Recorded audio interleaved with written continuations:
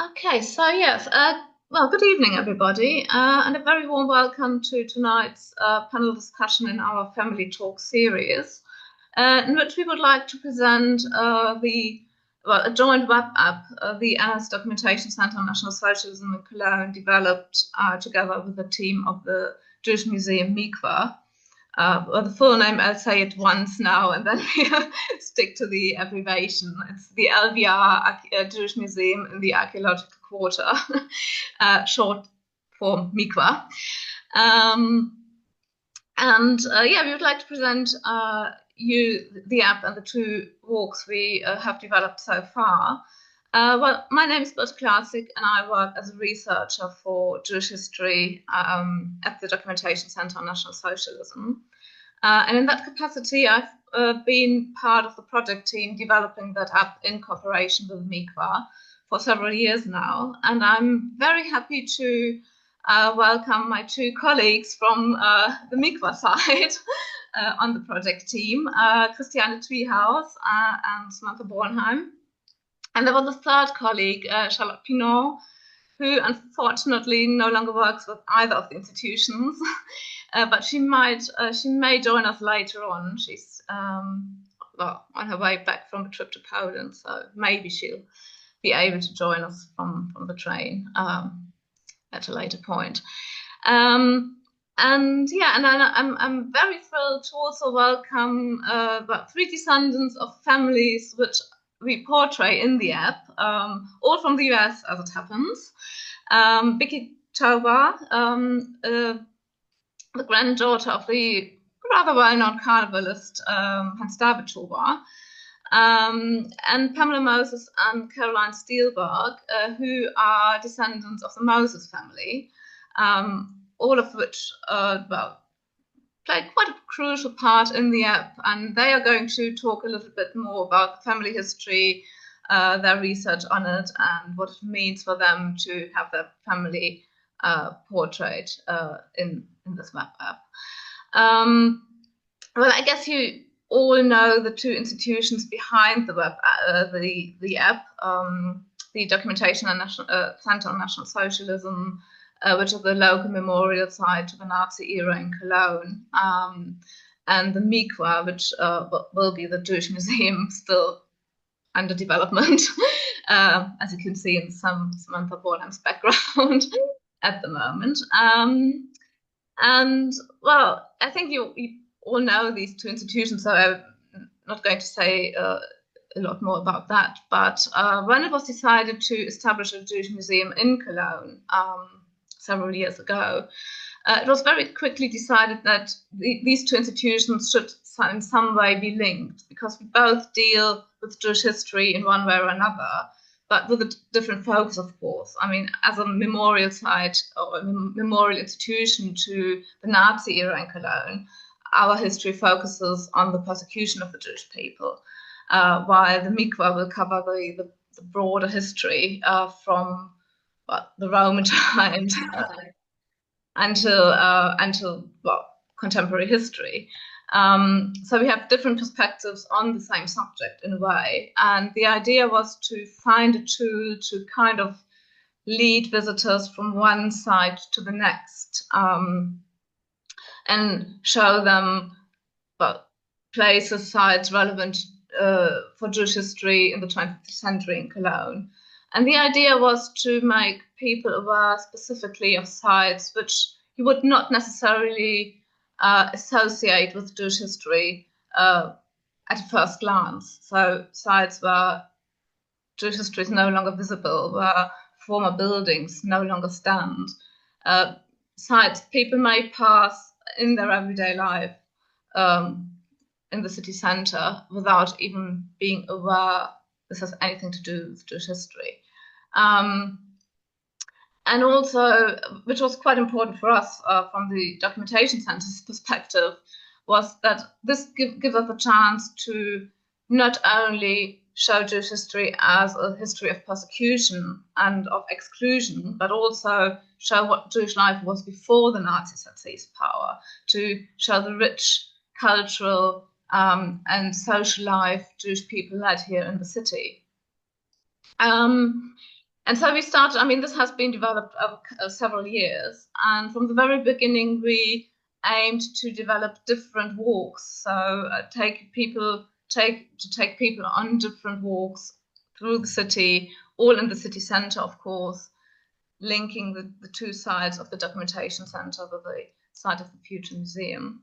And to give them, to show them different aspects of Jewish history in the city. So the first walk we developed, which was launched about 2 years back, this is kind of more or less the straight way from one side to the next. So this was the idea to kind of once the Jewish Museum will be opened, which is it's not yet. So the idea is to kind of lead visitors from one place to the next, taking them to several 11 sites altogether on their way. And then we recently, earlier this year, we launched a second walk, which is a bit more in-depth. It's a bit longer, it covers more sites, and it focuses on culture and education. So this is all about sites or family histories with a link to cultural life, education. And we are aiming to develop a third walk, which hopefully will be launched once the museum's open, and in which we will focus on more or less everyday life in the city center, work life, how people's lives were from an everyday life perspective. So yeah, this is roughly the idea behind the app. And now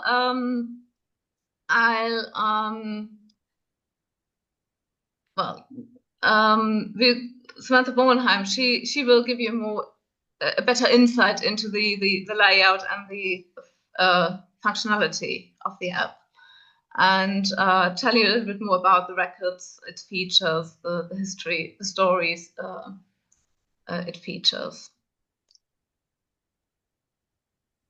So then I take over. Thank you, Birte.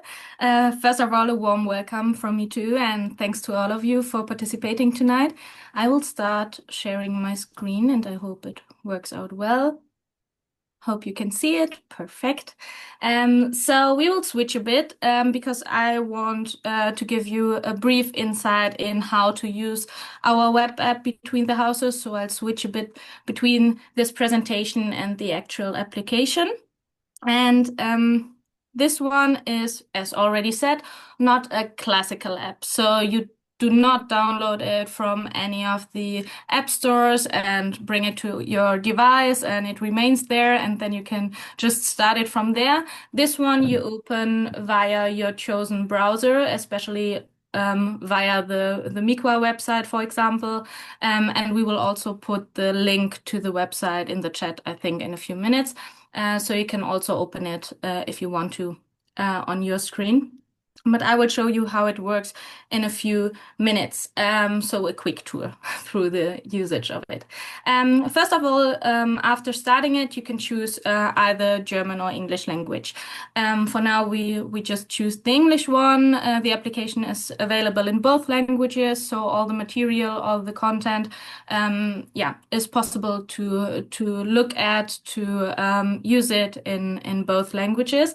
And after a small short video, welcoming video, you can just start and land on this map view with several markers. So it's quite full at this first glance, and there you can choose either, Berta already mentioned it, the quick tour between the MiQua and the NS-Doc. So that's the short way between the two houses. You can either start it from the MiQua or from the NS-Doc. It works in both ways, so it doesn't matter where to start or where to end. The other one is a walk which goes more into the depth of the and just shows you material and content with references to culture and education of Cologne Jewish history.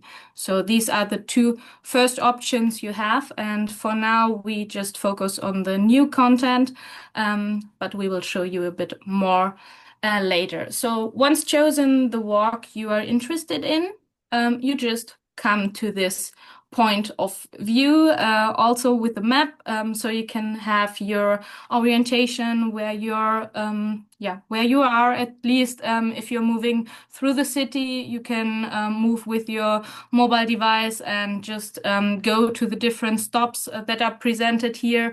Otherwise, you can also do it from abroad and just click through the different stops. Both is possible, and you can choose which one is more what you want to do or which possibilities you have also.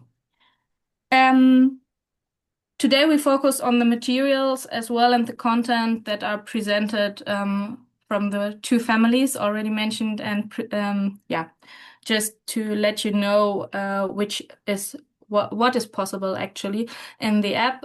We will focus on the example of the Glockengasse synagogue. So you can just choose the different spots either over the map view, or sometimes it's a bit more comfortable to just choose them via the little icon on the upper left corner with the 3 lines, and when you click there, you have all the stops in one line, and you can choose it also over this menu. Doesn't matter, you get there anyway. So I don't bother you with the technical details of the app, but if you have any questions, just let me know. You can also write in the chat or ask afterwards. Doesn't matter, everything is possible. And just for you, so you have heard the term at least one time, this is a so-called progressive web app. That's the technical detail that I give you, and but not more in detail what this means. The main information is to go there via the browser, as I said. So each stop, you can also choose the link over this little sidebar. So you can also just copy it and share it. All this is possible as well. Last option to choose the different spots is to navigate in this line. So once you're in one spot in one station and look at the different material and content, you can also move further either in the direction of the MiQua or in the direction of the NS-Doc by clicking on the different next options. So that's the or these are the different possibilities. So each spot starts with a comparison of a view how the place or the building once looked like in the past. That's one part. The other part is what the place appears like today. So these are this is the main entrance in all the content. You can move this cursor as I do at the moment. I hope you all see it in the screen sharing. You can move it either to the left or to the right, so you can see the historical perspective or the just how it looks nowadays in the cityscape.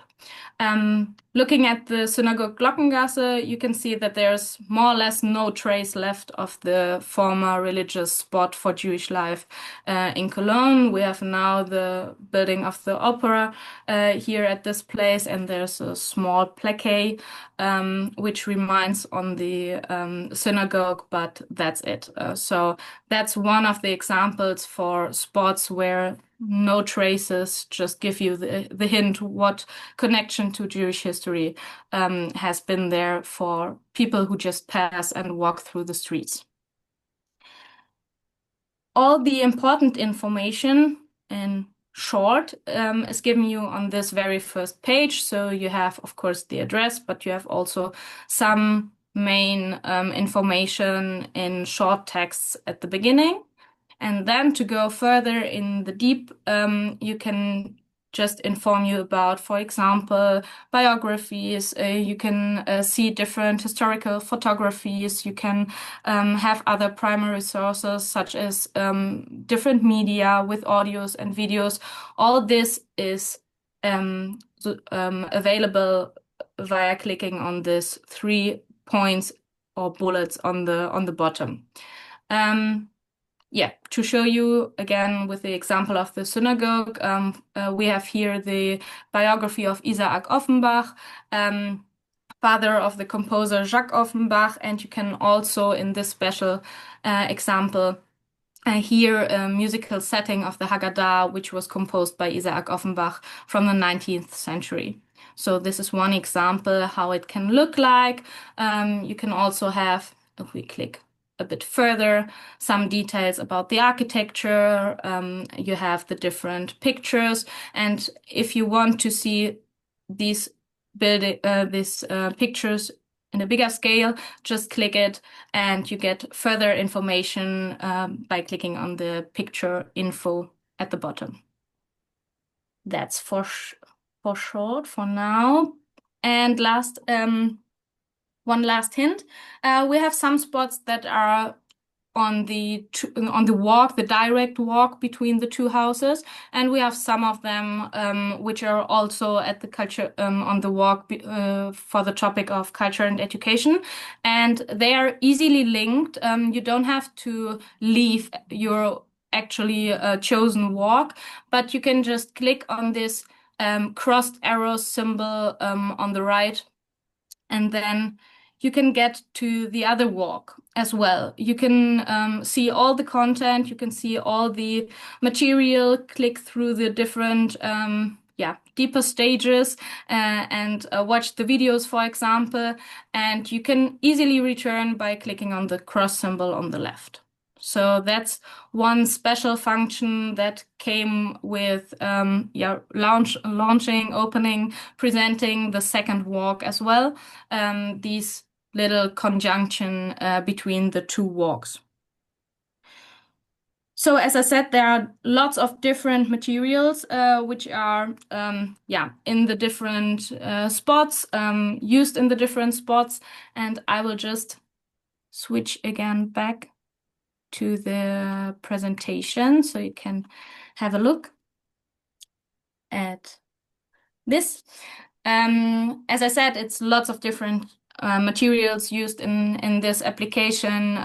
You can listen to different audios. You can have an insight into personal, private photographies. You can also look into different historical sources, of course, authentic documents, but we have also some media production that was especially made for this application, and we have also some private letters, for example, that you can now listen to, and we have also some really cool videos, some of them with contemporary witnesses, some of them with experts, for example, in provenance research or in the field of provenance research, as you can see in this picture in the middle at the bottom. And as I said, you have also in every stop that you choose, you have this comparison from the historical view and the actual view.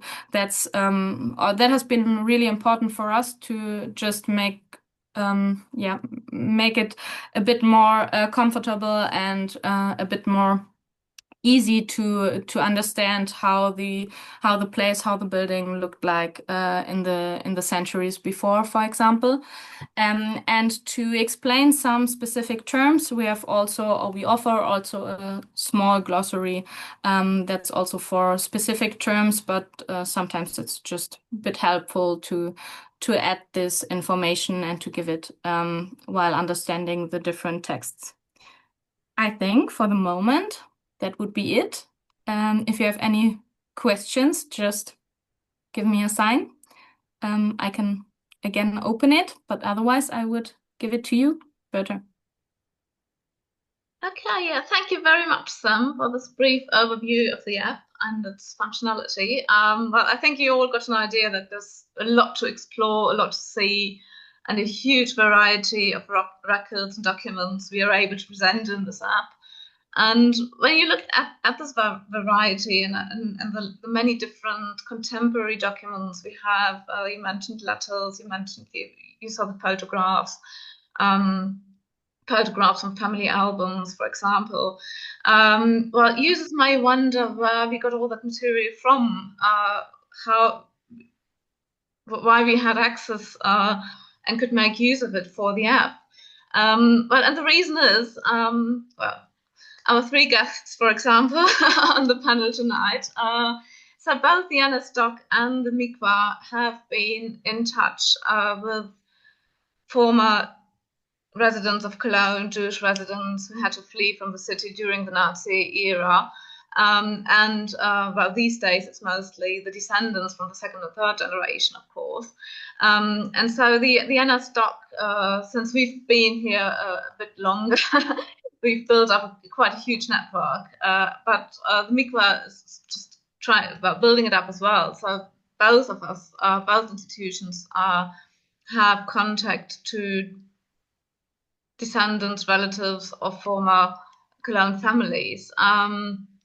And over the years, we assembled a huge collection of records donated by the families, especially personal documents, personal records like these letters, like these photo albums.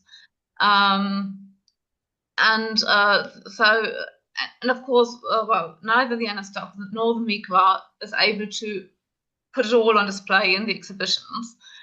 So the app is a very good chance for us as well to show the richness of these collections and being able to present these family histories behind these records. And so I'm very happy to have, well, as I said earlier on, descendants from two of the families we feature in the app, the Toba and the Moses family, who will give us a little insight into their family history, a little bit of background information probably, as additional information to what we feature in the app.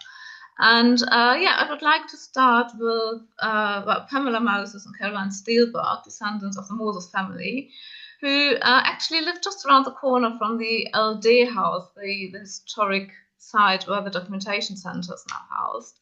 And it was a very, well, a family which was highly interested in art and artworks. They were passionate collectors of both Judaica and general artworks, medieval art. And in fact, they were featured just as Tobas. Both families are featured in both walks. So we have this link between the first walk, the direct route, and the second, more in-depth walk on culture and education. And as I said, since the Moses family was so into art and into art collecting, it was quite obvious that they would be featured in the second walk as well.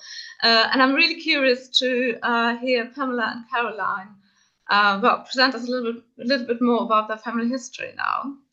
So yeah, the panel's yours.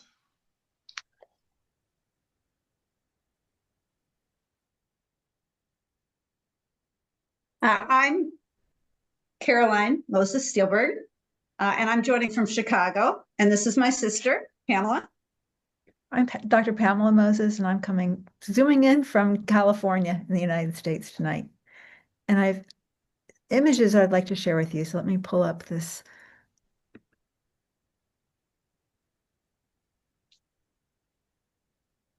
slideshow. And I'll just say that we are direct descendants of our father, Stefan Moses, who lived on Elisenstrasse. So as Samantha has shown this image and this map, which comes from the application, you can see the overview of the walk for the art, culture and education route. And at the northern arc of this, I've highlighted in red, there's a cluster of sites, one of which is labeled Moses family, Elisenstrasse. And it brings up this image of a structure, which is our family home at 3 Elisenstrasse. And so tonight we'd like to share with you a little bit about our family and the members who live there and about their contributions to art and Jewish culture in Cologne. This is my great-grandfather, Sali. He was a physician. He's originally from northern Germany, and his wife, Louisa, who is from Cologne. And they lived in this home with their 2 children, shown here in this family photograph. My great-aunt, Elizabeth, who's wearing a little sailor collar and embracing her mother, and our grandfather, Paul Moses, who's the infant in the foreground. My grandfather had at 3 Elisenstrasse had both his medical practice and the family residence. Here's a photograph of Elizabeth and Paul as young children, and another photograph of them as young adults. And so Paul is in the back in his military uniform, and this is of significance because both he and my great-grandfather served in World War I and were proud of their military experience with the German military. And Elizabeth is in the foreground here holding a flower, and there are 2 other unidentified friends in between. But this photograph sort of is emblematic, I think, of their sociability and also a certain playfulness on my grandfather's part. My grandfather then moved down the street in a residence at 24 Elisenstrasse when he married. So he's shown here on the left with my father as a toddler, and in the center is a photograph of my grandmother, who was also named Elizabeth, but went by Lee Moses, and my father. And the photograph of my father on the right was taken when he was 5 years of age on the eve of their departure from Germany.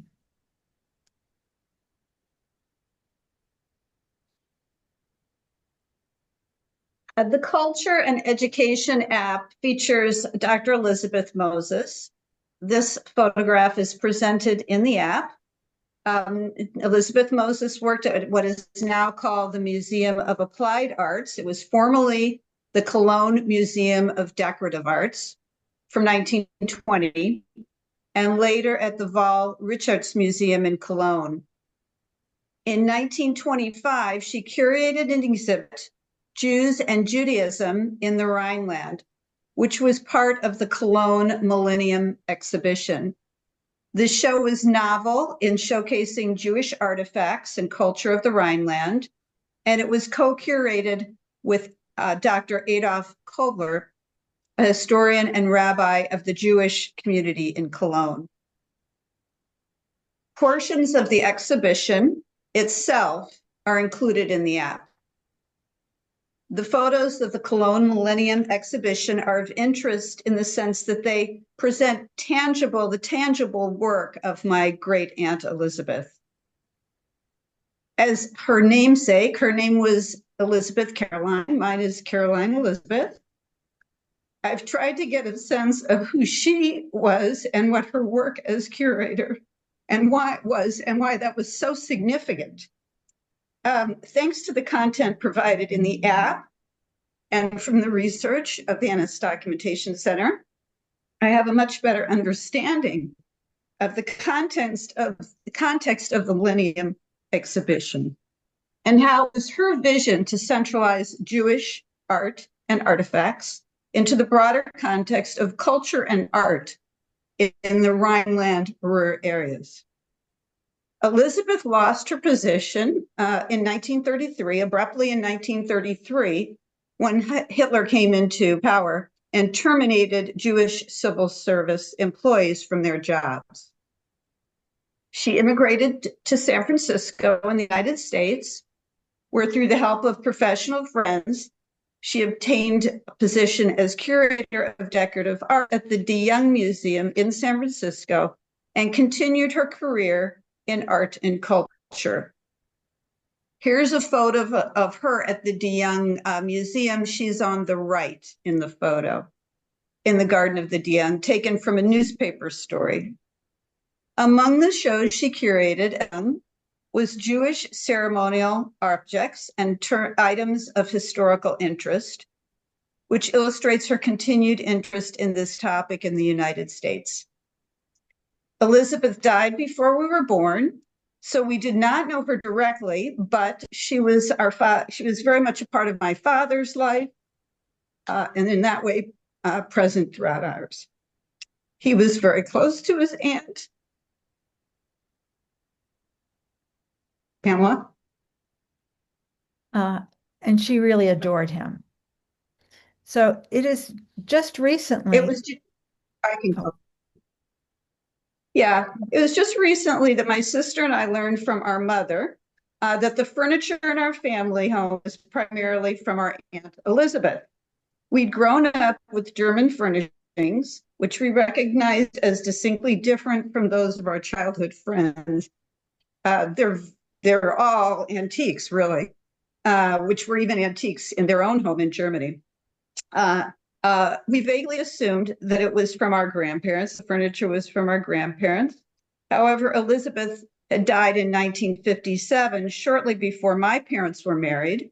So our parents inherited Elizabeth's furniture. Pamela and I still live with multiple pieces of her furniture. Two significant items that we've kept in our family are a large ornate wardrobe from the 18th century and the go back to the bishop. And the bishop, who's a family member of ours growing up, and now my home with my kids. A wooden statue that stands about 3.5 feet tall. Our great Aunt Elizabeth's story about how the Moses family acquired the bishop is told in an audio recording in the first Between the Houses app. So Elizabeth's younger brother, Paul, and our grandfather practiced as a physician of the medical arts as an ear, nose, and throat specialist. And he had a passion for the performing arts as well, especially symphony and opera. And just as Elizabeth had lost her position with the state, there were many Jews who were musicians, singers, actors, and other artists who lost their positions as well. And the app highlights the role that my grandfather had in supporting those artists. He was a co-founder and served for 2.5 years as a chairman of the Jewish Cultural Confederation of the Rhine and Ruhr. And this created opportunities for Jewish artists to continue to perform and practice their arts, and also to draw together people to enjoy the arts together. Even as he was doing so, it was becoming increasingly difficult for him to practice medicine as well. And one of the few stories that my father shares about his childhood in Cologne occurred when several police officers came to their home on a Wednesday. And on Wednesdays, it was a day that Aryan doctors had a compulsory military training, and it was prohibited for Jewish physicians to practice on that day. So on that Wednesday, a doorbell rang, and a woman lay bleeding on the marble foyer of the entrance to 3 Elisenstrasse. And as our father describes in autobiographical writings, quote, "My father, Paul, was sent, and the police asked him to examine the woman. My father declined, reminding him that it was not allowed to practice medicine on Wednesdays. And with that, the woman got up. She and the policeman left the house.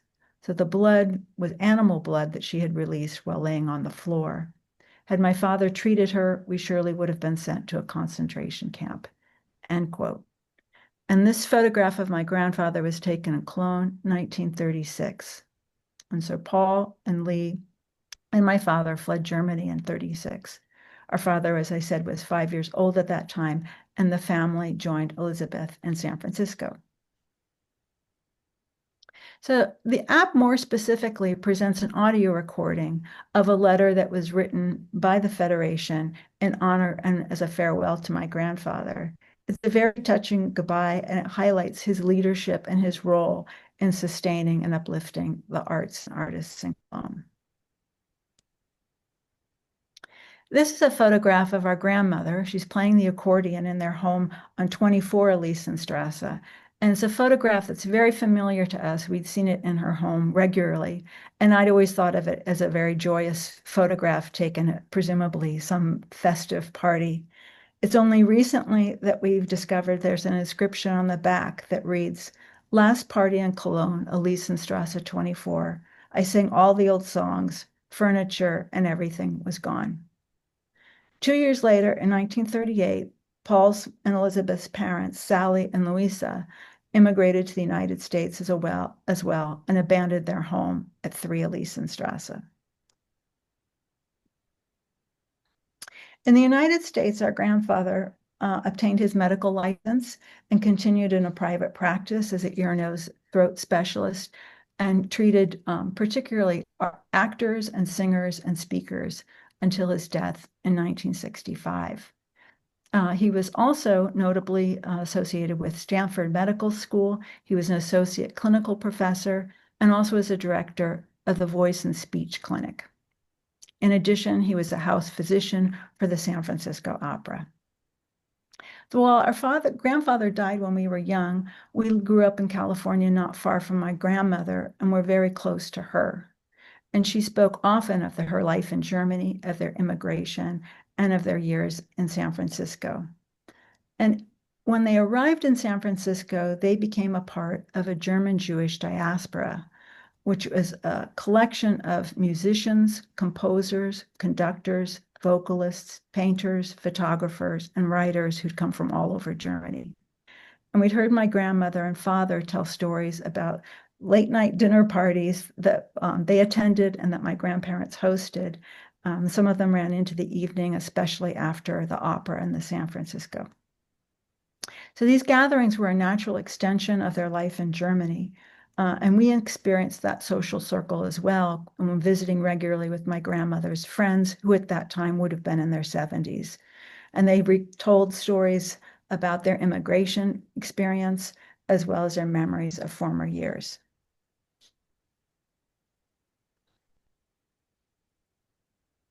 The research work that the Documentation Center, MiQua, is doing to honor our family's relevance in Cologne's pre-war Jewish culture now underscores for us how critical it must have been to Paul and Elizabeth to keep the cultural arts aspect of Jewish culture flourishing outside of Germany when they moved to the United States.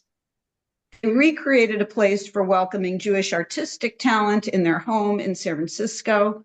Our grandmother, Lee, was an artist as well as an exceptional cook who prepared food for all of the dinner parties herself, keeping a notebook of each party so that she would never serve the same courses twice to her guests. The years that the United States was at war in 1941 to 1945 were difficult years for my grandparents and father. In the United States, German immigrants were considered enemy aliens, and so there was a curfew and these late night parties came to an end. This photograph shows a foggy day and a view out to the bay that's north of San Francisco. And it's taken approximately in the neighborhood where my great aunt lived and where my grandparents lived at the time.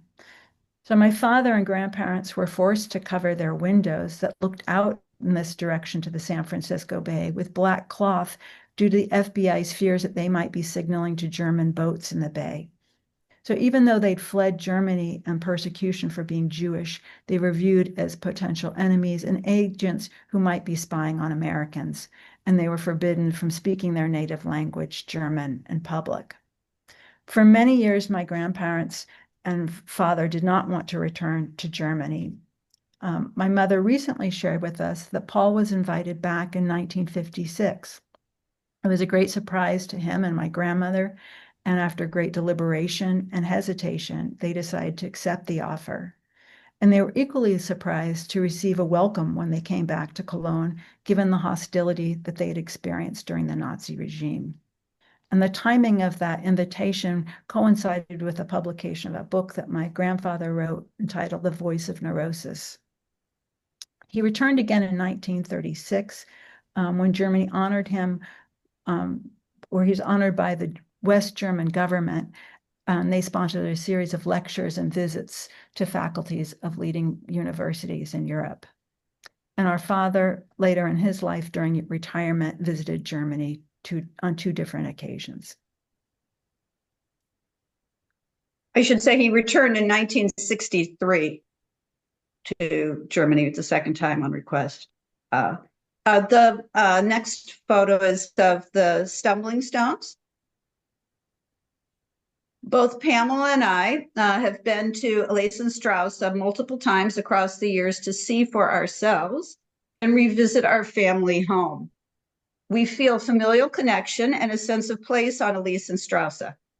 Most recently, our family visited the house in the summer of 2021.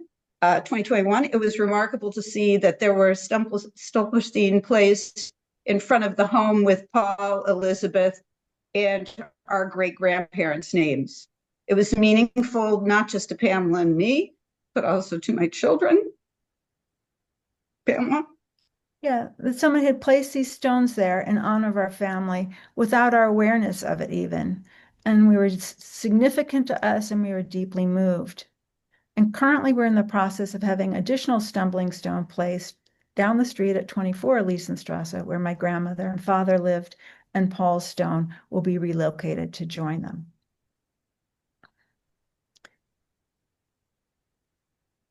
When I began the application process, the logistics, such as obtaining the city permits for the stones, were overwhelming for me. The process of doing the logistics. It was tremendously relieving to learn from Berta and that the Documentation Center is responsible for organizing and preparing the installations of the stumbling stones. So here we are when we visited in 2021. Berta showing us around, also showing us some of the artifacts that my father had donated several years before. You can see the stumbling stones for our family in the first app of the Between the Houses walk. Yes, and I'd like to acknowledge that Wolf Scheller and his wife Bridget, who are here in the audience today, were also there at our visit to the NS-Doc Center in 2021. So just like the discovery of the stumbling stones, there are, the app features dimensions of individual family members' lives that I either was not aware of before our connection with the MiQua and the NS-Documentation Center, or I really wasn't clear about. So the information that you've provided with for us and the context of it, as you can see here, there are sort of riches that Berta laid out for us to discover and learn about our family. It's been tremendously impactful for me in terms of my understanding of my own family. And I'm tremendously grateful. And I'm going to conclude here by returning back to these structures. I think that these two different facades are really emblematic of the impact that your education and outreach has had on my life. In the photograph on the right, as Caroline has said, we've been to Elisenstrasse multiple times, and that's the building that I've seen and I've become familiar with. But you've provided a whole other dimension, one that's not really seen, available to the naked eye, and that is this historical drawing of the facade that illustrates what the house looked like when my family had lived there. And it's a discovery that I would not have made on my own. And so you've really forever changed the way that I see and experience this building, as well as my own family history and my place in that. So thank you very much.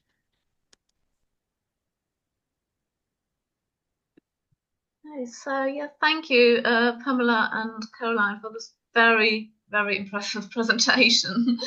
And well, I think it quite vividly illustrates what I said earlier on, that this app is not just about showing how the Jewish people in Cologne were persecuted, not showing them as victims of Nazi persecution mainly, but to also show the richness of Jewish life before 1933 and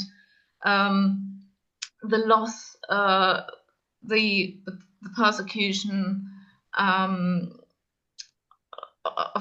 Jewish of the Jewish people meant not just for the individuals but also for cultural life and social life of the city. So I think that was quite impressive to see how your ancestors contributed to various aspects of cultural life and in the city before 1933, and trying to continue it at least for the Jewish community even after that. And also, of course, it's interesting to see what happened to people, how their lives went on if they were lucky enough to escape from the persecution, to flee Germany in time. And to show how their lives went on, and how, in some cases, like your family, they managed quite successfully to build up a new life and continue their careers and their interests in their new home countries. So yeah, thank you very, very, very much for giving us these insights into it. And I think you already mentioned quite a lot what's presented in the app, and I mean, you thanked us for giving you all the information and helping you to reconstruct your family history. But I think we have to thank you even more for giving us all these personal documents. I mean, what we are able to show in the app, presenting the family life, all these personal photographs, for instance, showing the family in their garden, in the backyard. Well, we wouldn't be able if it wasn't for you giving us all these documents and records. So yeah, very big thank you for contributing to the project in that way. Well, I think, you have been in touch with both the MiQua and the NS-Doc for quite some time now. You mentioned the visit in 2021. And you also mentioned how, well, apparently you were confronted with your family history from quite an early age onwards. I think you were aware of your family's roots. It seemed from what you said that it was a topic in the family, being discussed in the family. Can you just briefly say a little bit about how you got finally, what started you on the family research, how you got in touch with us in the end? Well, really, the MiQua had reached out to us, and they had expressed interest in my great aunt and my grandfather. I have to say, it was really kind of surprising to me because my grandfather was a very outgoing person and gathered people around him. And so I was surprised that you had an interest. Your leading interest seemed to be with Elizabeth. So that really opened up a whole new chapter. And then our connection with the NS-Doc Center, I believe, was through Wolf Scheller on our visit, and he connected us up with an appointment with you. If that's correct. Yeah. So I think it's very, I think that a person rediscovers things about their family or re-examines things at different periods of time on different occasions. So this has really opened up a whole new chapter for me, I think really for us in understanding our family.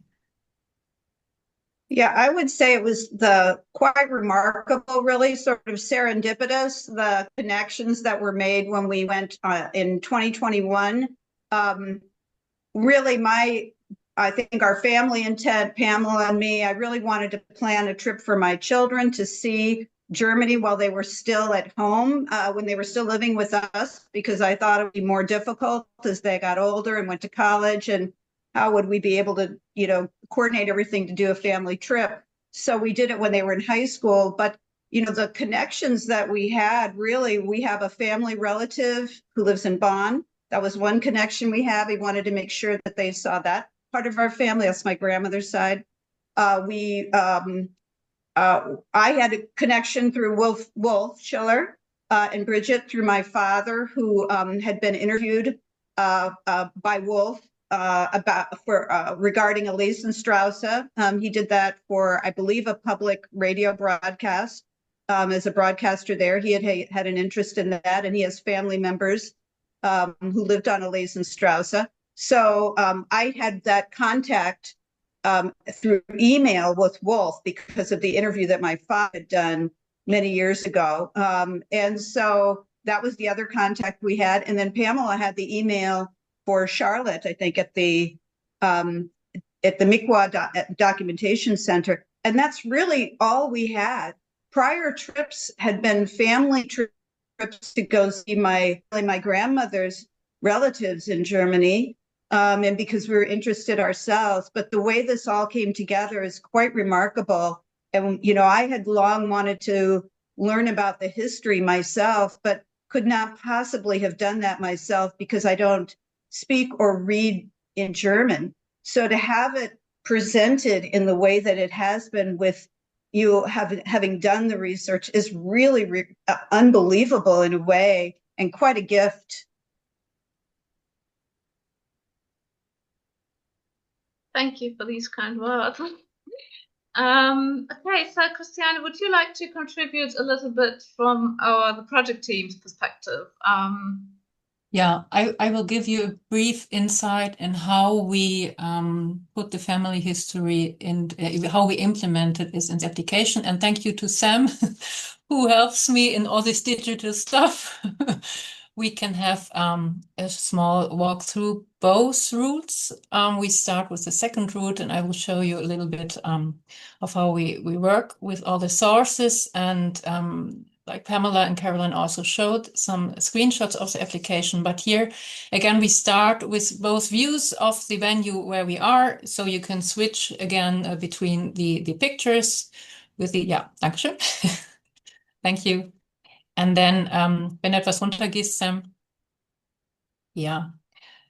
So we normally start with a short introduction to the family and everything. And in the bottom and below, you have 3 options to have deeper information. So when you, yeah, it doesn't matter. You maybe start with the speaker. Yeah, and this is what Pamela also already showed. You can listen to an audio. It's recorded later. It's not the original voice, but you can listen to it. And this is so wonderful with this app. It doesn't matter if you are walking the route or if you are at home. You can listen to it everywhere. And this is a great plus. Thank you. The other, yeah, and you can stay here. Yeah, and this is here about Elizabeth. And about the Millennium exhibition we heard before. Now in this year, it's exactly 100 years later with this exhibition and with hundreds of objects Adolf Kober and Elisabeth Moses put together. And I would love to give an additional information. Elizabeth wrote one of the most important articles about Jewish art in the Rhineland in the early 1930s. And it's still available as a re-release here in Cologne, I think 20 years before. And it has photos on it from objects of the exhibition and still some objects of the Moses family. So here we have this picture of Elizabeth as well. And the last one, you can see it's like a photo album with the pictures we already saw today from the Millennium exhibition and the Rhineland, Rheinisches Bildarchiv, Rhenish Photo Archive here, which exists already nearly 100 years. They have a wonderful collection of pictures, photographs, and especially these photographs from the exhibition. And what made it so important for us, we see objects that most of them are vanished. They are not there anymore. So, and we have a documentation of all the objects Adolf Kober and Elisabeth Moses showed here. Within is the synagogue from the city of Zons. Zons is close to Cologne. And yeah, it's perfect documentation, and we are very happy that we can show it here. Danke, Sam. Gehen wir ein zurück. So, and when we switch to the first route with this junction point, life and work, yeah, it's already also a small introduction to the venue where we are, and on the more information. You have 3 photographs of the family, starting with Sally Moses, and then with the garden photo. Birte already talked about it, and yeah. And the third one is Paul Moses in his uniform from the war. And so we have here also an audio. we won't listen to it now. It's also recorded later, and it's a text by Elizabeth. She held a speech on behalf of the 50th wedding anniversary of her parents. And so she talked about the family history and about the life in Cologne. And also here, a small movie, a small film about the Stolpersteine from the family. Pamela and Caroline talked about this already. And if you, ein bisschen runter. Dankeschön. Here we have the family photo. And we also added an information about the street name. There was a street in Cologne in Delbrück that should have the name of Elisabeth, but I think now it's in parts. So we have a street in Cologne having the name of Elisabeth Moses. Okay.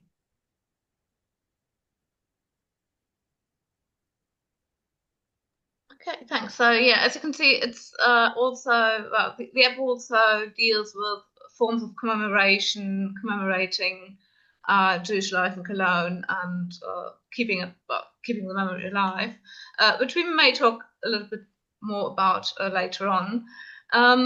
But now I would like to go over to Vicky and her family history. She, as I said, is the granddaughter of the quite well-known carnival performer Hans-David Toba. And her family is in fact not just mentioned in both walks, but also at different sites, just as the Moses family. How important Moses and his activities in the cultural association are mentioned at various points in the walk. So sometimes family histories also allow us to kind of link the different sides to each other and also show that, of course, people were quite present in the city. They didn't just live at one point and never left the street, but they were, they worked in the city, they lived in the city, they attended performances in the city. So they were present, well, all around, so to speak. But yeah, now I would like to ask Vicky to tell us a little bit more about her family background in Cologne and how it's portrayed in the app. And if you take this walk and you get to the Solomon Gaza, what you come to is one of the theaters, the Kaiserhof, where cabaret reviews in the 1920s, cabaret reviews were a lot of what took place there. And my grandfather was a carnivalist, which basically he was an entertainer. He was broadly an entertainer. He wrote, he produced, he wrote verse, he wrote plays, he sang, he did all of this that we would think about in terms of when we have an expectation of what cabaret is. And he did this until he was stopped and in the early 1930s. And he was an entertainer and a carnivalist both in the Rhineland and Cologne, but also Norderney was like a resort island that still is obviously in the North Sea. And he would entertain and do Rhineland shows on Norderney. I remember when I was a kid, when I was in high school, and it was the first time I went back with my parents to Europe. And we went to Norderney. And I had heard about Norderney my whole life. And we went to the house where they lived. And we met my father and my aunt's nanny, the Kindermädchen. They had this whole life also that took place with himself, with other entertainers, with Willie Osterman and their friends. So if it wasn't in Cologne, if it wasn't in the Rhineland, it was also what they did on Norderney. And there was at that time, there was a carnival club, just like there are carnival clubs that still exist in Cologne now, clubs that come together to enjoy the carnival, to engage with other clubs. And my grandfather was a part of that structure when that club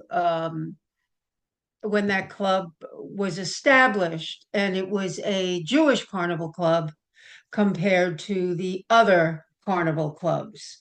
There is, due to the efforts of Aaron Knapstein and other people, this carnival club has kind of been reignited, and there once again is a Culture Kippa Cup that exists in Cologne and is also a Jewish carnival club, although obviously there are members who are not all members are Jewish, they're members of the clubs. But there's a Jewish carnival club that exists today also.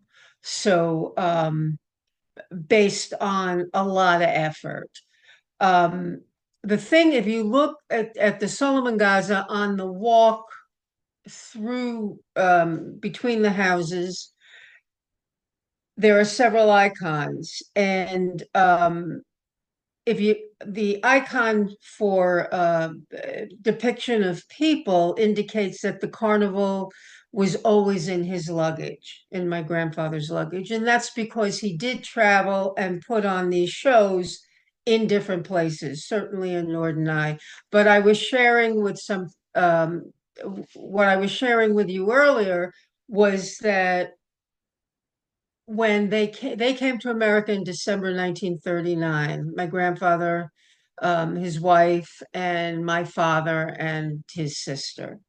And one was limited with what one could bring when they left Germany. But what my grandfather brought with him was a lot of his prose, his pictures, his plays, his typewriter that he had typed everything on. That came here too. So, and what has been important in terms of my family is that my grandfather brought all this. My father maintained it after my grandfather's death. I maintain it after my father's death. So it's a suitcase of treasures, basically, is kind of what it is to our family.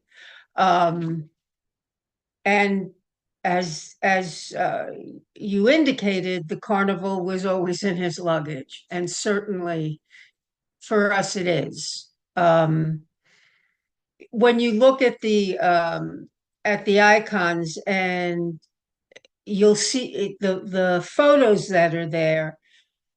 There's one photo in particular, which is my grandfather with two little kids in Norderney in the ocean.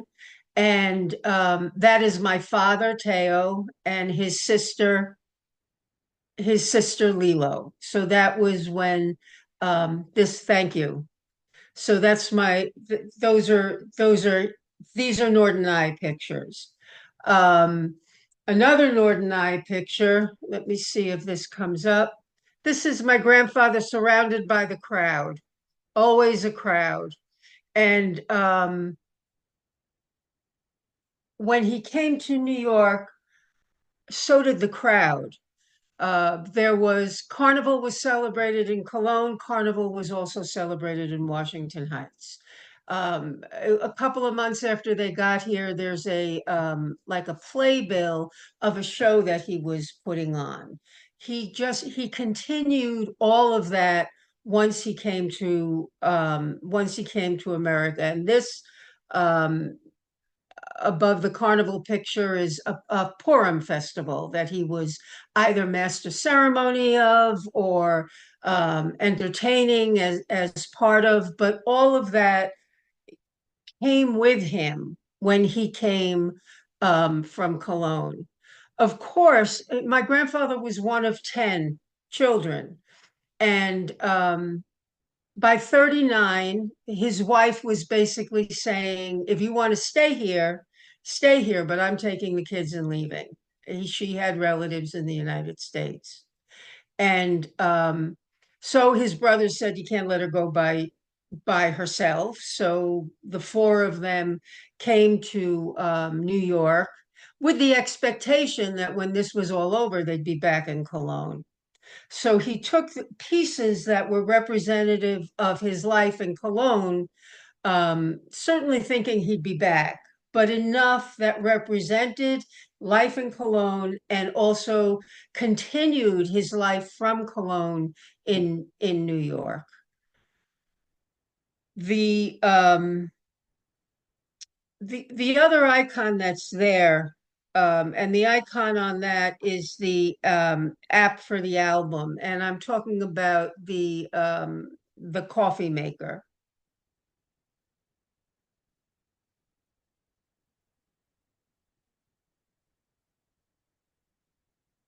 Thank you. This was a gift that was given to him at the from the Kaiserhof, from his colleagues, but this is 1927, and this is a electric percolator coffee maker that was engraved to him in 1927. And we still have the coffee maker, but we have other gifts that were given to him. Part of what would happen is if he was doing a show, generally at the end of the show, he would be given a gift. Right? I have a cigar box that's engraved to him from the show. There are other pieces that we all have. There was recently, excuse me, I was going over it with Aaron, but he got at one point a gift from a number of different artists. It was a gavel, and they all kind of engraved something or had something put on this gavel that was a gift to him. The story that goes with that, and I'm not sure if it was from my aunt or from their cousin, I don't remember who told me this, but when they were packing up to leave, there was a Nazi standing there and watching to see what it is that they were packing. And that gavel made it because my grandmother took off the apron she was wearing and quickly wrapped the gavel in her apron and threw it in the box. So it was never seen, and it kind of slipped away and also came to New York. But we still have, whether it's the coffee maker or other items that are all part of my grandfather's life, similar to your pieces of furniture from your grandmother, that are in all our houses.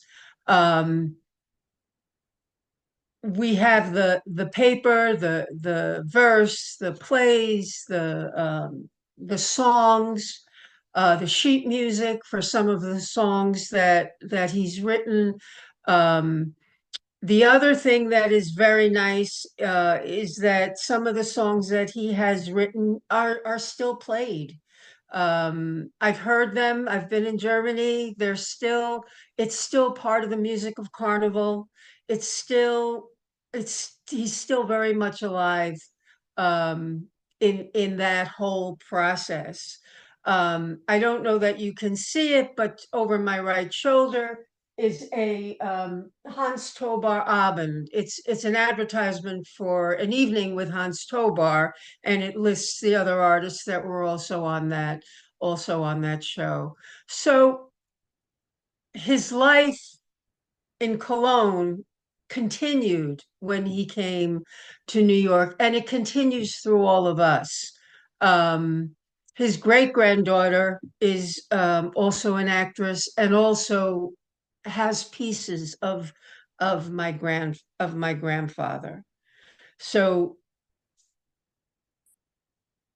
he very much lives on. And if I can comment on what Pamela, what you and Caroline were kind of experienced when I first started this, because my father did not speak about any of this. It was all too painful.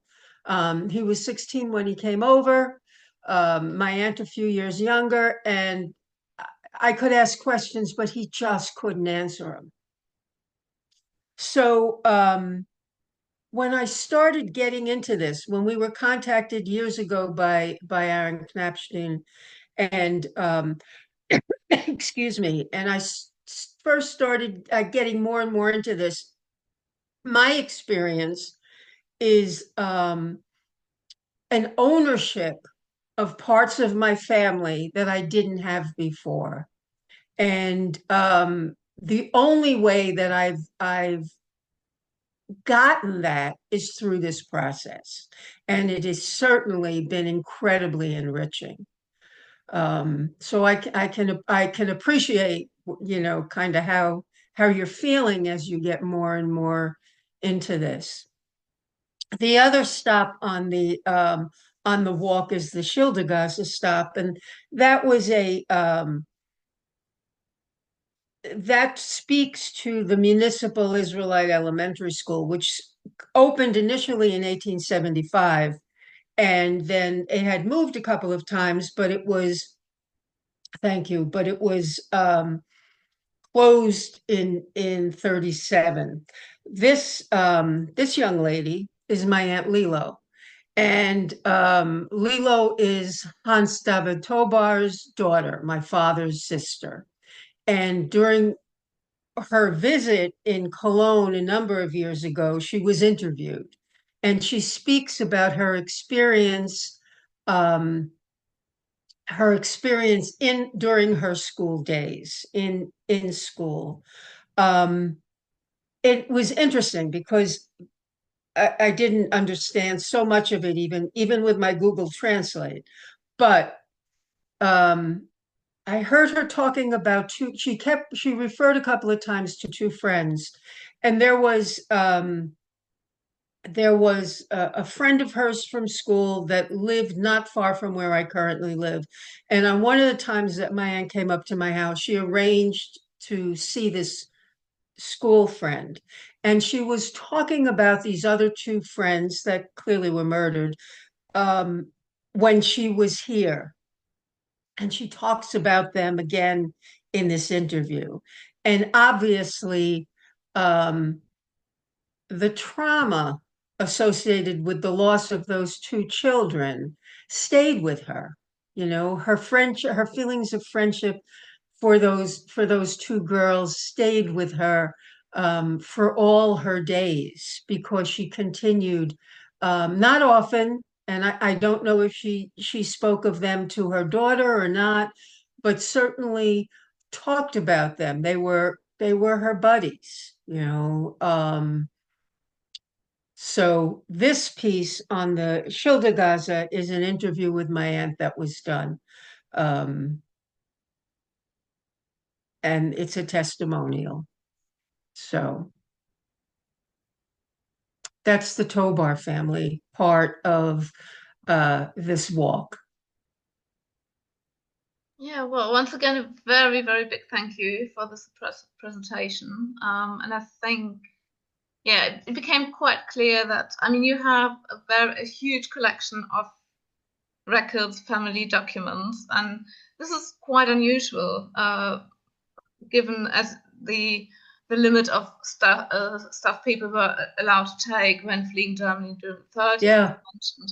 And I think it very clearly shows just how present and what vital part Hans David Tobar played in the cultural life in Cologne, not just in the Jewish context, but he was a very renowned, well-liked performer before 1933, and he not just performed in the context of the Jewish Carnival Club, but he was booked by various carnival clubs. He had the cabaret shows he did, and this was not necessarily about the Kaiserhof. That was not a Jewish theater; it was a general theater. So you can see just how very well integrated he was in the community, and but you can also, from the document you have, one can see how very quickly he was excluded from that community after 33, that from one day to the other. He was no longer allowed to perform on public stages. He was no longer, his songs were not being played in carnival shows anymore. But I think what also becomes quite clear when looking at this collection is just how emotionally attached Hans David Huber remained to his life in Cologne, and especially to the carnival scene. And you said that he continued doing this after he had fled to New York. And this is also what we meant when saying, well, he had carnival in his luggage. It was not just his summer trips to Norderney, but also when he packed up for good and left Germany.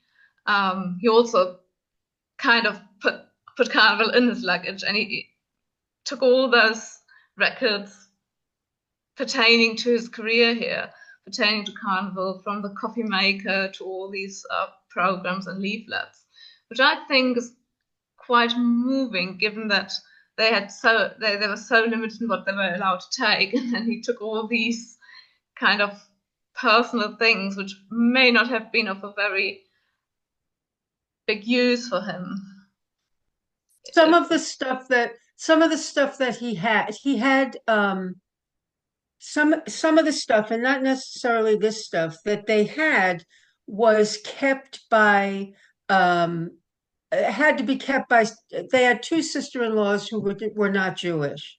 So there was things like China, that I suspect was kept, or some of it was kept by the sister-in-laws.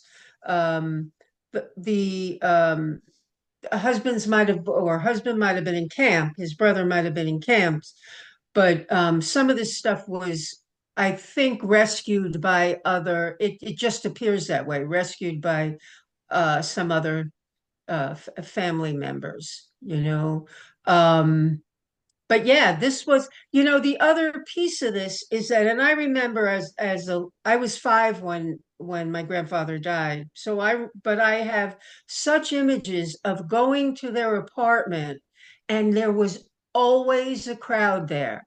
There was always cafe and kuchen. There was always the same, being surrounded by the friends that had made it out and were also in New York. And he was always entertaining, you know. And we have pictures where it's in their apartment, but it's carnival. I mean, he's wearing the medals, he's got the carnival hat. I mean, and it all took place in this crowded apartment. My grandfather is next to the king there, but yeah, it just always, yep, thank you, it just always lived on. And he was just always entertaining and always funny, and everybody always enjoyed being close to him. So friends and family alike. And how was it for you? I mean, was it something you never experienced it, well, the real thing, so to say, here in Cologne, but was it something you grew up with and which was kind of natural, or was it something that you found a bit irritating, people dressing up and singing funny songs? So would you say that you kind of experienced the carnival feeling as well, or was it more something? Oh, absolutely. Yeah, absolutely. I grew up knowing there was something special. This was all something very special. And I remember even when I was in high school and I went to Norderney and I came back, and I'm talking to people about, I met my father's, kindermädchen and his nanny, and we went to the house and all this. I was surprised that nobody knew where Norderney was, because to me, it was such a big thing. I had grown up hearing about, from my father, about, the fun and life on Norderney, and my grandmother had a apparel shop on Norderney, and I mean, there was this seasonal life that took place there. And I remember kind of like, how could you not know about it? It was just all so big, you know? So yes, the bigness of my grandfather, of, excuse me, of going to the apartment and the friends all being there and the laughing, you know, I mean, that's what I remember about it. You know, all the laughing. Um, he was his own energy, you know, and everybody knew his stuff. Everybody was so familiar with his works and with the other entertainers that he worked with. And I mean, the first piece of paper here I picked up was what he wrote with Willie Osterman. Willie Osterman did the music. My grandfather did the verse from Hans Tobar. You know, just all these prominent entertainers from that time. So I knew it was special. I definitely knew it was special. And our good fortune, I think I gave this to Aaron. Excuse me.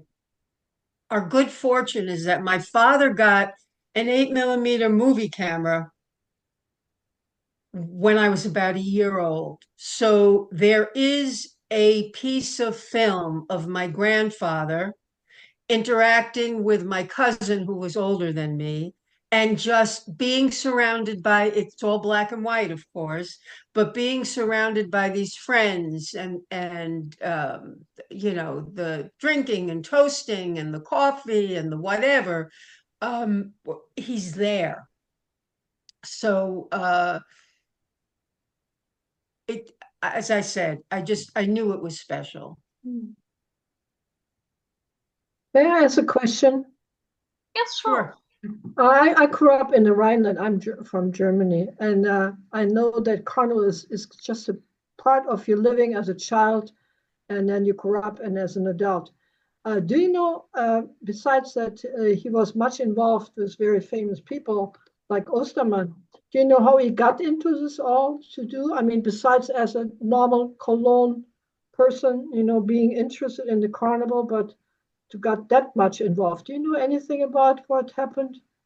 I don't know do you know the Beta, do you know, or Christian, do you? I don't know the beginning piece in terms of, other than, I mean, I don't know, but Carnival is so much Cologne. Yeah, I know. Yeah, so but I don't know, you know, when he started, or what part of his childhood, if it was his childhood, or just being a Kölner and living with Cologne, Okay. living with Carnival.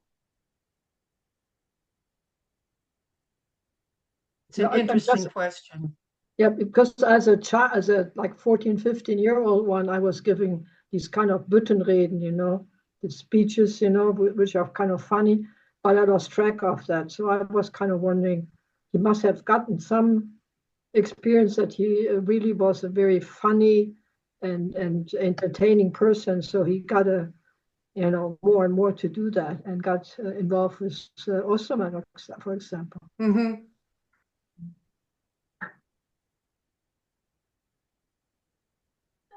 Does anybody from the Document Center, do you know anything about it, or? Well, I think, I mean, how do you get into carnival these days? It's probably No, by chance. I mean, I think he quite early on, as you said, realized that he was a good performer, he was a musical person, so he had an interest in all that. And probably carnival gave him the opportunity to perform, to go on stage. And then it kind of developed from there. Well, we haven't got any records on that, or. But I know that people are doing a lot of research on Osterman. So is he part of the Osterman research also, Hans Toba? Maybe you can. Do you know that there's a carnival museum in Cologne? Sure. Yeah, we know that. So you might get in contact because they might know more about Mr. Toba. Yeah, I mean, we've done quite a lot of research on Toba, especially Aaron Knappstein, who was mentioned previously. He's very, very active in that. So, but I think it's generally, I could imagine it's difficult to find a certain point when you start. I mean, it's not a decision you make one day and say, "Oh, I'll go into carnival." It's you kind of grow into it.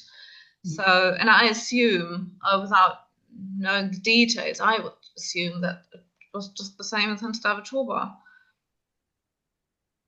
Okay, thank you. But what we do know is about his early club activities, right? So we do know that he was really early active in the club Rote Funken, and we know that he was in connection with the club during the First World War. We know that from the postcards that were sent. So there's a connection to the club quite at an early stage, but yeah, there's no starting point that we know so far, but I think, like Berta said, it's something you just grow in, and you start maybe with one event, and then you come to a club, and then you do more events, and like this. So I think that's the same over here, and then you have this early involvement in this club, and then you have the connection to Ostermann and so on, and then you have the performances, as we know, then especially in the 1920s, and the foundation of the Jewish club. So that's what we know, but the starting point is not that specific, I think. And again, I think it's very often it's by chance, a neighbor, a colleague, someone you know is a member of a certain club, and then he takes you, and it all starts from there. Okay, so let's go back to the app briefly.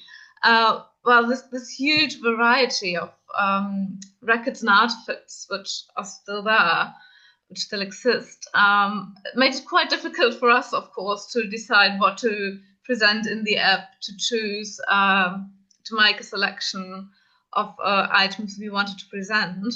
So maybe, Christiane, you can give us a little insight into the decision-making of what to show in the app, what to feature, and yeah. So maybe we start with the at the part with the pictures, with the photos we saw before. Thank you. Because it's such an impressive collection of photos from the time of the 1920s and then after in New York. So just we want to share with you these pictures, the photos, because they are very, very impressive. So maybe Sam, just start with a, yeah. Einfach von vorne, genau, super. Yeah, Arcadia, it was on Norderney, on the island of Norderney as well. And here you can read at here. And lachen Sie mit Hans Tober, dem Kölschen Jung. So laugh with Hans Tober, the Cologne, how to translate a boy, guy, so whatsoever. And your next picture. Yeah, and again, Arcadia on Norderney Island. And it's also Cologne Carnival in the Arcadia. So it was very, very special on Norderney. And then you have a lot of beautiful photographs here. It's on the right, it's Hans Tober. In the middle, it's Willi Ostermann. You heard about him before. So gerne weiter einfach. Yeah, and also on Norderney. Yes, and Carnival evening here. Yeah. With this, I don't know the English word, morning coat, or the men with morning coats, and the Krätzchen. It's called in German. It's called Krätzchen, Carnival Krätzchen. Dressing gowns. Dressing gowns, thank you. Ja, bitte weiter. Yeah. Also here, so it was a very large group of Carnival friends, a group of friends of Carnival went there to Norderney and celebrate even their Carnival. Yeah. From the family, yes. This is what Vicky introduced us before. And here again on Norderney. So it's very interesting for me. I'm coming from the north of Germany, and we don't celebrate Carnival. So it's quite interesting for me to see what happened on Norderney, and it's very north of German. Yeah, and the last one. And on the left side, you can see Hans Tove as well. And the other part of the photographs we collected here shows the life in America, in New York. And here, for example, it's a program for a Purim fest. And it was celebrated on Broadway, on a corner on Broadway in New York City. So the Rheinische Kappensitzung, so a Rhenish, not a sit-in, how to translate, carnival fest. Gathering. You know, Gathering, yes. if I may, they came in December of 39, Yeah. and we have one of these type of invitations in February of 40. So, you know, within like 6 or 7 weeks of him getting here, there was a show. He was involved. Thank you. So this one is one of the impressive, greatest photographs I've ever seen in my life. It is so close to me watching it, so it's wonderful. It's a really wonderful photograph with Hans Tove. And there are several other photographs. I think they made it in a closed time lab. Yeah. So this is a time then in the United States and America. And always when you click on the picture info, you have more information about the persons and the date and where it happened. So, yeah. Große Rheinische Sitzung. Thank you. So I wanted to show you the coffee maker. Vicky told us about so much. And what we did here is three-dimensional photography. So you can move in every direction, up and down and front, and you even can zoom in and read the stuff written on the coffee maker. So it was on display in the NS-Dokumentationszentrum in an exhibition about Carnival, and we are very happy and grateful that we can show it later in the MiQua, the coffee maker. And we also added here some pictures, normal pictures of the coffee maker with a close-up, so you can also read here all the inscriptions on the coffee maker. And the other thing is on the first root. Genau, Knotenpunkt. And there is a song by Hans Tove. He wrote the text. Ja, gleich geht's weiter. Yeah, das ist schön. Yes, it's wonderful. And I'm member of the group of friends of the New Jewish Carnivals Club, and this is a song we sung last week when we have our regular table. And there were how nice! Yeah. So there were three songs, and one was Ja, das ist schön. So I just wanted to tell you, like you said before, this is still music. That is a song, and especially, of course, by the Jewish Carnival Club, the Kölsche Keeper Cup. And thanks to Aaron Knappstein, who's the president, he takes, he's the one who lets this be alive every time. Yeah, thank you. So there's more to discover, but I think it's okay at this point. Brilliant. Okay, thank you. So to conclude tonight's discussion, I would just like to discuss a couple of general questions concerning the app's relevance, what it can be used for, what it means for descendants of families being portrayed in the app. And first of all, I would like to, as I said, discuss the relevance the app has for both descendants of Jewish former Cologne families and for what our institutions are doing, educational purposes, presenting Jewish history of the Jewish history of Cologne. And I would like to first ask, Vicky, Pamela, and Caroline, what does it mean for you as descendants that your family history is present in the app, that people can learn something about Jewish everyday life, Jewish culture through your family's history? Ladies. Yeah, I mean, it's a very strange feeling, really. I have to say, it feels like an honor, and it feels like to me, it's sort of it is an extension of our own experience growing up and our lives. And so, as we connect back to Germany, rather than kind of forward from their lives, we connect back.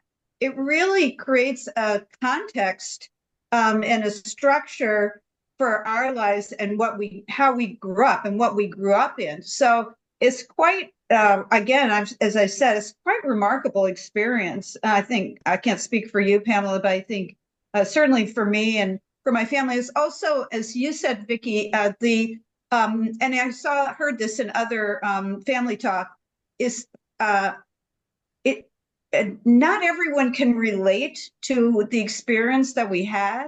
So to start to find other people who actually can, and to put these puzzle pieces together, for example, what it was like. I mean, we have photos, and my sister has a garment actually that we've kept because it was so ornate and incredibly beautiful, but we never really quite knew what it was from. My guess is it was probably from Carnival. So as we start to put these pieces together, it's extremely meaningful. It's like a big puzzle. And my guess is if other people, descendants, start to do this themselves, it will be a gift for them also as they put their own family into that puzzle. It's also very contemporary. We won't go into it, but in terms of the world in which we live in some ways, which is surprising because when we started this a few years ago, it was not in any way even remotely something that we thought would be happening again, or it just didn't have that context. Now it has a different context in some ways as we think about what's going on in our own country. Yeah, I will add to that. Well, first I want to say we have a couple of photographs of Paul and Elizabeth in these kooky settings, like it didn't quite seem like a play or a party. And now I'm thinking the carnival, right? I mean, like the cast of characters didn't seem like they'd make up a narrative for a play. It was a little too weird. So now I'm recognizing that's probably what that was. But I would also say a different and kind of some of the things that my sister is expressing I would concur with, but something else is I'm just tremendously thrilled for my great aunt that she's receiving this recognition. I think, continuing as a woman who's a scholar to receive ongoing recognition like this or kind of have the second wave of interest is really very sort of gratifying on her behalf. And that's also gratifying to see my grandfather recognized for his work and his courage and keeping the arts alive during a very difficult time in Germany. Yeah. This has been an incredibly enriching process. I think I kind of said that before. I mean, I've been exposed to what I didn't know existed. So, and I'm so grateful that my grandfather, I think next year there has been and there will be a show with his music and that still lives is so much gratitude. It's been an incredible, it's been such a fulfilling experience. So what can I say? I'm grateful. I mean, by virtue of the fact that the suitcase still, it will eventually be, all these materials will be donated, of course, but it still lives in my house. I just can't, I can't separate from it yet. So, it's very significant, very significant. Yeah, thank you. I think these were almost quite good concluding remarks. Well, is there anything you would like to add from both project teams' point of view, Sam or Christiane? So for us, so we are very, very grateful and honored that you share all these papers and documents and items with us. So for us as this documentation center and as a museum, it is so important to show life outside a building. So that like Jewish history, culture, and present is nothing you can put in a building. So it was everywhere in Cologne. And most of the people does not know this. They walk through Cologne, they look at the buildings, but they don't know what happened behind the walls. So, and thanks to you, we can make this becoming alive again and give all these impressive materials you shared with us to a broader public. So thank you so much. And as we know so far from the feedbacks from people who walk with these through the city, and they are very begeistert, verdammt. They are very happy and very grateful as well to receive these informations and to learn about your families and learn about Jewish life in Cologne, not only in the museum, but in Cologne, on the street, in the buildings. And this is perfect. So thank you so much. Oh, thank you. Thank you for your interest.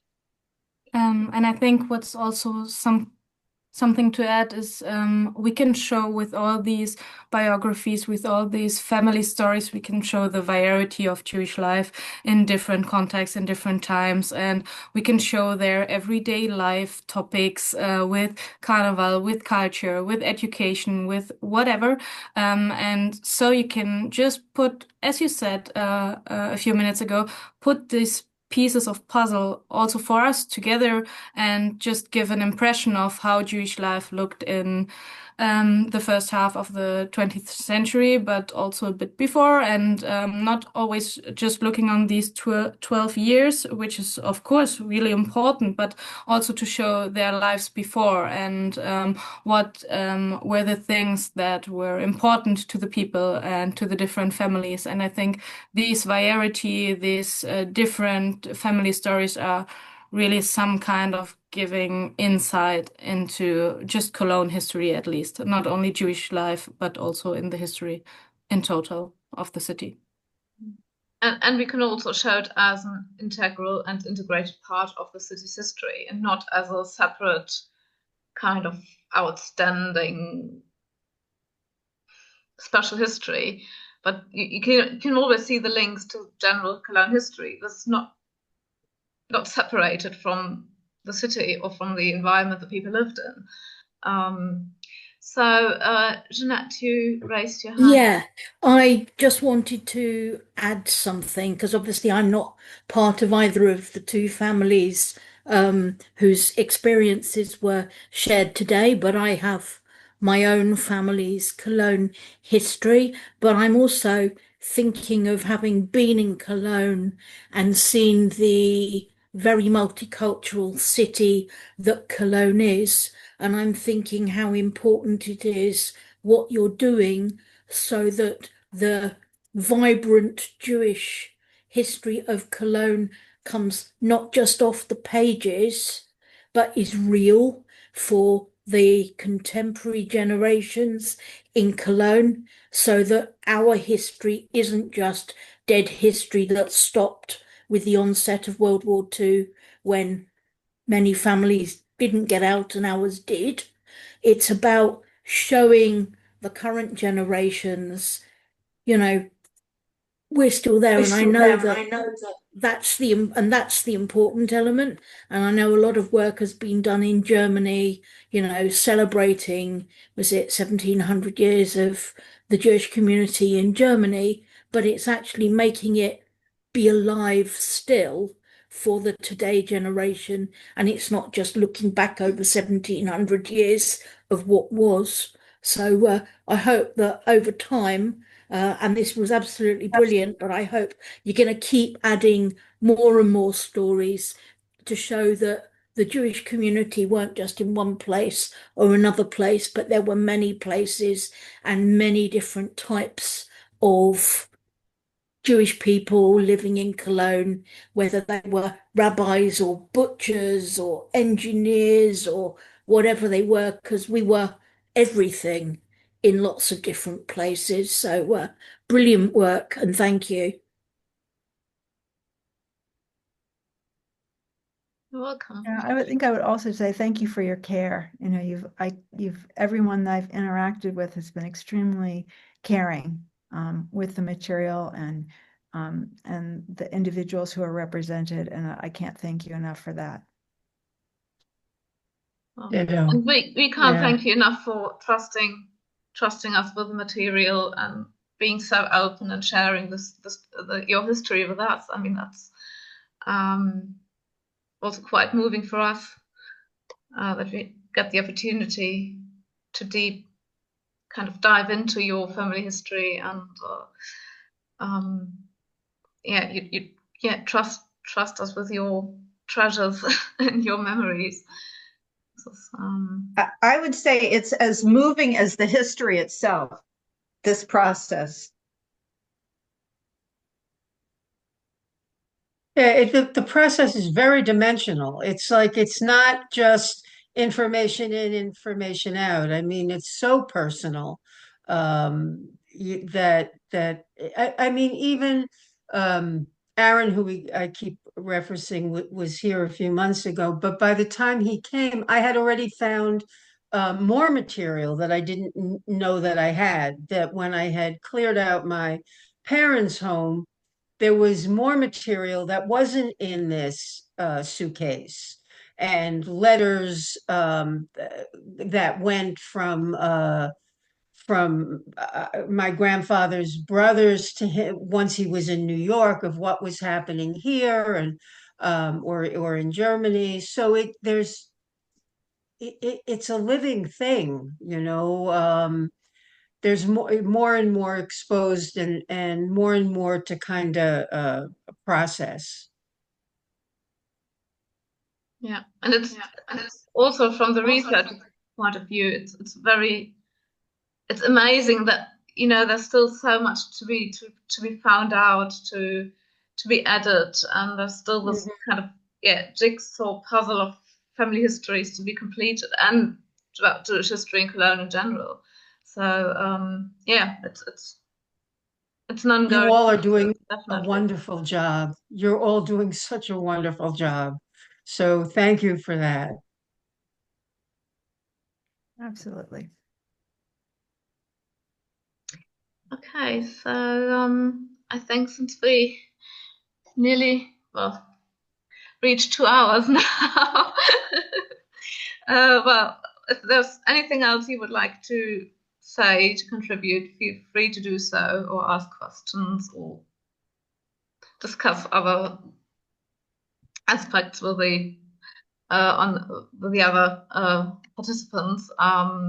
You're of course welcome to do so, but if not, I say we end here. Thank you so much, everyone, to everyone again, for being so open, sharing these very personal aspects with us, contributing to our work by donating things, by allowing us to use very often quite personal, quite emotional things. We're very, very grateful for that. And it's a pleasure having you as our guests tonight. And we'll stay in touch. We'll absolutely. Definitely. Nice to meet you, Pamela and Caroline. Likewise. Nice to hear your story. Yeah, nice to hear yours too, Vicki. Oh, thank Really you. wonderful. Thank Very you. much fun. So be well, everybody. Yeah. Same to you. Take care. Okay, so thanks again, and speak to you, email to you. Absolutely. Wonderful. And hopefully see you again in person at some point. Yes. I'll be back. Definitely. Yeah, that's good to hear. Okay. Good to meet Thank you too, you. Samantha. Good night from Cologne. See you all again. Bye-bye. Bye. Bye. Bye all. Bye.